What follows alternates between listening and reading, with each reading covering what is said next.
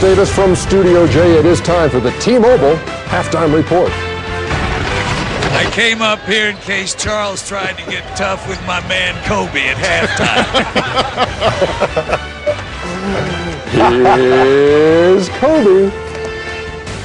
And we welcome you to the TNT Arena. Ernie Johnson, Kenny the Jet Smith, Charles Barkley, and our guest for the evening, the Lakers, Kobe Bryant. Hey, thanks for being here. It is really good to see you. My pleasure. And I think this is going to be good for fans out there, too, because, you know, we see you on the floor, see you maybe in some one-on-one interviews. I think this is going to be some fun for you tonight. It's exciting. I'm excited to be here. And 4 hours? You know how long we're here? I've heard. Okay, just checking. Yeah, We don't work that much. Out, though. We're here from like 8 o'clock to 2 in the morning. We only work about 35, 40 minutes. That's a good It 35. actually flies by. It really does. No, it doesn't.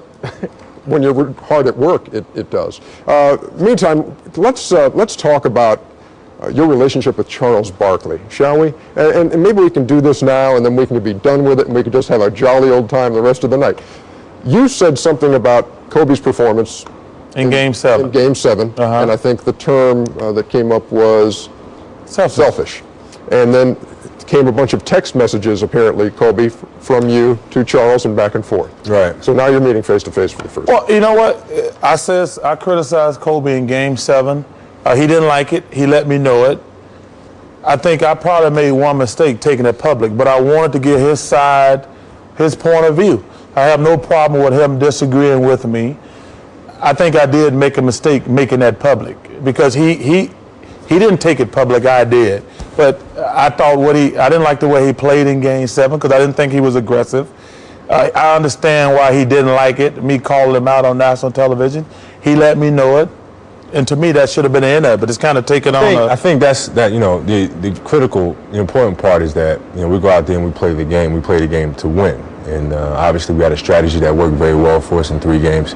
We tried to keep the strategy going in Game 7 and the other games as well. It didn't work out for us, but we're out there to try to win. So to label me as being selfish was something that I took up with Charles. Right.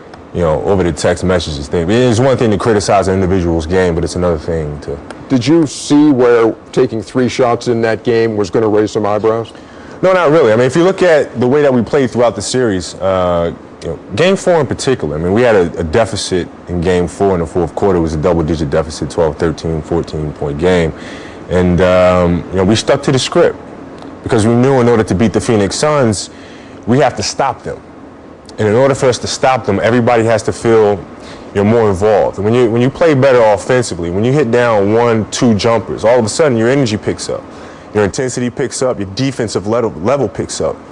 And that's the only way that we're going to beat the Phoenix Suns. If I go out there and score 20 points in a quarter, 25 points in a quarter, they can care less because they want to score anyway. Right. Let me answer this one question, and I understand what you were trying to do, but at some point you got to say, I got to take this game over. And I got to be aggressive, at least got to go down firing. That was really my only point, directing that at you. Because we've all been in that situation where the coach says, hey, coach, what you drew up ain't working. Because you guys were only down 15 at halftime. You know what? It worked for us in Game 4. I mean, we had a deficit in Game 4 that was tough to overcome. And that was one of those situations where I said, I'm going to take over the game offensively and dominate this game. But I didn't do that because we knew that the strategy was to get everybody involved because that affects the defensive end of the floor. And we did that very well in Game 4. In fact, the shot that, Devin George gave me a great pass on, the shot that I hit to send the game in overtime was my first basket of the whole fourth quarter. And we're a double-digit deficit the entire game, so. When do, Charles says, sometimes I look at it and I would say, it's not working. And sometimes you say, I heard even Phil Jackson said, I give Kobe the liberty to say, to get everyone involved and then let him be offensively aggressive if he wants. When do you look at the score and say, all right, this is time for me to be offensively aggressive? It depends who we're playing. And what I mean by that is there are certain teams that you can demoralize by scoring a lot of points. You know what I'm saying? So if I come out against a certain team that I know are geared to stop me, if I go out there and I score 20, 25 points a quarter, it takes their momentum away. Phoenix is not one of those teams. I've scored 20 points against them in the quarter, 25 points. It doesn't do anything to them. They just come back down the end and keep free flowing and shooting the ball. To demoralize them, you have to stop them.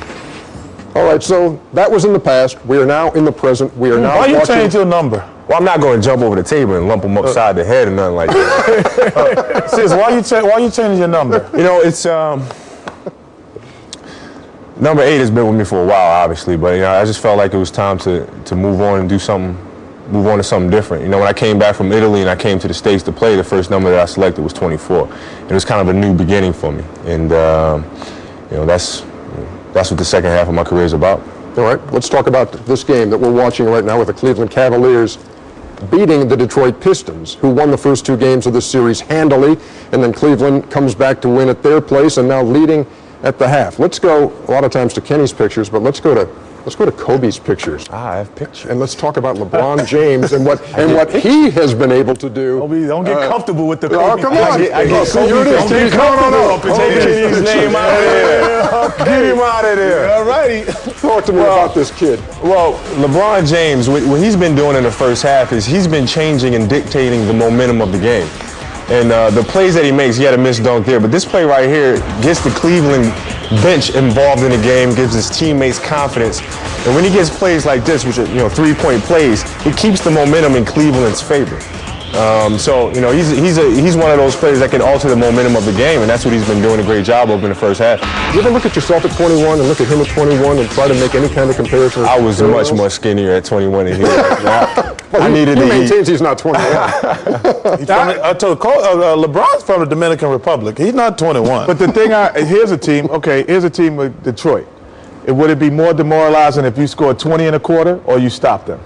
No, you have to be able to score points against Detroit in order to beat them. Obviously, you have to keep them out of transition. You look in the first half, they only forced 2 turnovers. Detroit is at their best when they're getting steals, they're creating turnovers, and they're getting out in transition. But you have to be able to score points against them. So you would be offensively aggressive. I would have to be offensively aggressive. And you have to pick your spots. You look at what LeBron's doing right now in the first half. What he's doing, he's keeping Cleveland in the game. He's not allowing Detroit to create that cushion. Now, at the end of the game, that benefits Cleveland because now you have a player that can dictate the tempo and control the ball. So, what he's doing a great job of that. Kobe, but since he had Kobe's pictures and took my name on, I got some pictures too. I know, but we're going to get to those later because this segment wouldn't be complete. No, this is my pictures. This is the pictures I have. Yes, sir. I start the photo. There we go. Start the photo. You want to talk about taking me out of this show? No, we gonna go fishing birthday, fella. That's right. We caught a big one. That was in Orange County out there. We in Laguna Beach. You know what? That's cool. That's cool. I'm cool with the fishing and all that, but you ain't have to give me that tight yellow shirt. Hey, Laguna Beach. You gotta put Jack Nicholson in the picture. Oh, we gonna get that. Ain't the only fishing picture we got tonight. Oh, we're coming back. A lot of fishing going. Welcome to the T-Mobile Halftime Report. T-Mobile, official wireless services partner of the NBA.